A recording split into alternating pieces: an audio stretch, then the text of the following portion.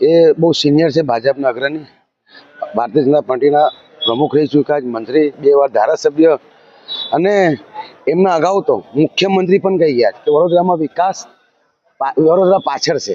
અને ખરેખર જેટલા જૂના લોકો બીજેપીના છે ને, જે અટલ બિહારી વાજપેયીજીના સિદ્ધાર્થોભાઈ ચાલવાવાળા, જો અટલજી હતા ને વિરોધ પક્ષમાં બેસતા હતા, પણ જો સત્તાધારી પક્ષ નરસિંહ રાવની સરકાર હોય, મનમોહન કે રાજીવ ગાંધી કે ઇન્દિરા ગાંધી, તો સત્યનો સ્વીકાર કરીને વખાણ કરતા હતા અને ખોટું હતું એનો વિરોધ કરતા હતા.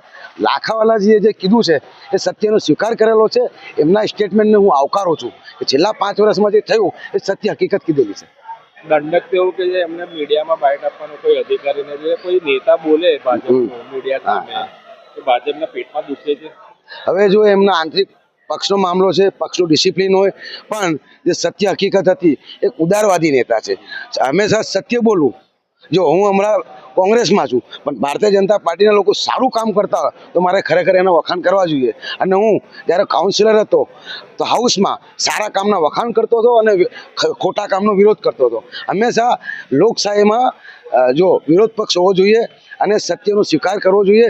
આજે ભારતીય જનતા પાર્ટીએ 50-55 કાઉન્સિલરોને કેમ કાપી નાખ્યા? અને સૌથી મોટી વાત કે મેયર જેવા પદ અધિકારીઓ, ડેપ્યુટી મેયર, ચેરમેન, દંડક, નેતા બધાની ટિકિટો કેમ કાપી? કે ભારતીય જનતા પાર્ટીના લોકોને ખબર હતી કે છેલ્લા 5 વર્ષમાં વડોદરા શહેરનો વિકાસ રૂંધાયો છે, વિકાસ થયો નથી. અચ્છા, લાખાવાલાનું જે સ્ટેટમેન્ટ છે એમણે તો સ્પષ્ટ વાત કરી, ચિત્ર બહાર મૂકી દીધું. ઇલેક્શનમાં આની ઇફેક્ટ પડશે ખરી? હા, ઇલેક્શનમાં ઇફેક્ટ પડશે આની. કેમ કે ભારતીય જનતા પાર્ટીના લોકો પણ જાણે છે, પણ જાહેરમાં બોલી નથી શકતા. બીજા પણ ઘણા સિનિયર લીડરો છે, લોકો જાણે છે. અને ઇફેક્ટ તો 100% છે કે છેલ્લા 5 વર્ષમાં લોકોને બહુ પીડા થઈ છે. અને આ 2021માં 20માં કોંગ્રેસ અને ભાજપનો વોટ શેરમાં 15-20% ફરક હતો. આ વખતે બી એમાં જો 10% સ્વિંગ લાગશે તો 100% કોંગ્રેસની સીટો વધશે અને ભાજપની સીટો ઘટશે, એ નક્કી છે. નાગરિક હવે કેવી રીતે નાગરિક છે ને બોલે નહીં, પણ 24 તારીખે એનો મત અધિકારનો ઉપયોગ કરશે ત્યારે એન્ટી ઇન્કમ્બન્સી 100% ભારતીય જનતા પાર્ટીના સામુ છે.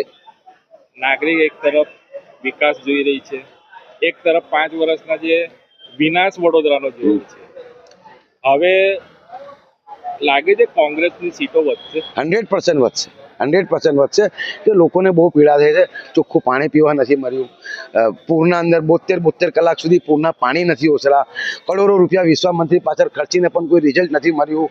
લોકો રોડ રસ્તા આજે બનાવો, 6 મહિનામાં રસ્તા ખરાબ થઈ જાય, કોન્ટ્રાક્ટરોને લાભ કરાવવાના 5 વર્ષમાં કામો થયા છે બધા. એટલે લોકો બધા હવે જાણી ગયા છે. ને હવે જે હું તો એક રિક્વેસ્ટ કરું છું કે સારા કોર્પોરેશનનું ચૂંટણી ખરેખર પાર્ટીના નામે એક સમય નહીં થતી હતી. પંચાયત, તાલુકા, કોર્પોરેશનમાં કોઈ કાયદા નથી બનતા, જેવા વિધાનસભા અને લોકસભામાં બને છે.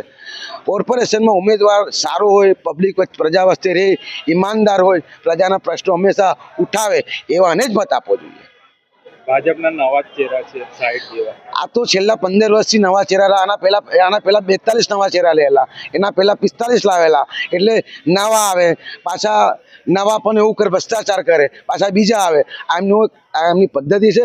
નવા ચહેરાથી કંઈક વિકાસમાં ફરક નથી પડવાનો, કામગીરીમાં ફરક નથી પડવાનો. ખરેખર ઈમાનદારીથી વડોદરાનો વિકાસ કરવો હોય, કામ કરવું હોય તો ઈમાનદારીપૂર્વક, નિષ્ઠાપૂર્વક કામ કરવું પડે. મોદીના નામે પથ્થર ચડાય? મોદી સાહેબના નામે પથ્થર ચડાય. મોદી લોકો સમજતા નહીં. મોદી સાહેબ દિલ્હીમાં બેસેલા છે. મોદી સાહેબને ખબર નથી કે વડોદરા શહેરમાં શું થઈ રહ્યું છે.